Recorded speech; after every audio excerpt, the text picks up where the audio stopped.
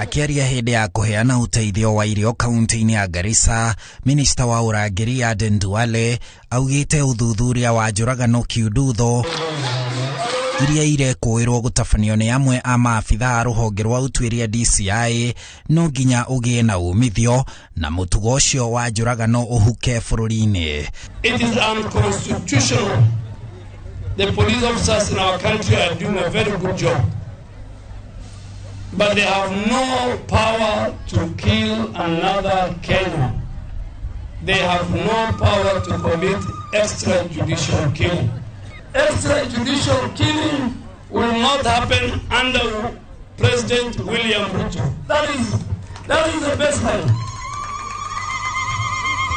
Na rĩrĩ rũhonge rwa DCI ruorotetwo na maabitha a rũhonge rwa mwanya kenda marĩ igoti-inĩ na thitango cia njũragano kiundutho na andũ kũũra marĩ moko-inĩ ma honge cia ũgitĩri. Duale augĩte ũthuthuria ũrĩa ũrathiĩ na mbere nĩ wa kũhukia ũmaramari ũcio na ndũrongoreirie ũrĩa ũrarĩ mũnene wa DCI George Kinoti. Extrajudicial killing will stop in Kenya. Whether you are a friend to the former DCI, George Kinoti, is not our problem. Not our problem. If you want to defend George Kinoti, go defend him. We have no problem.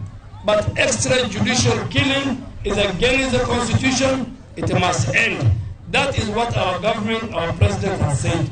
Duale augĩte maabitha a borithi mabatie manyitanire na honge ingĩ kũgitĩra mũingĩ na mĩhaka nĩguo Akenya marute wĩra marĩ na thayũ. They must help the security agents in protecting and supporting me in protecting our borders and in making sure they work with the security agents and the provincial administration to maintain law and order.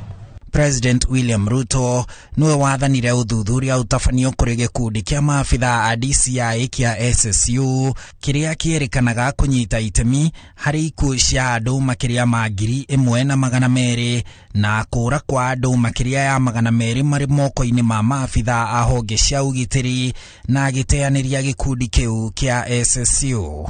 Handũ-inĩ ha Inooro TV, njĩtagwo Harun Njoroge wa Maina.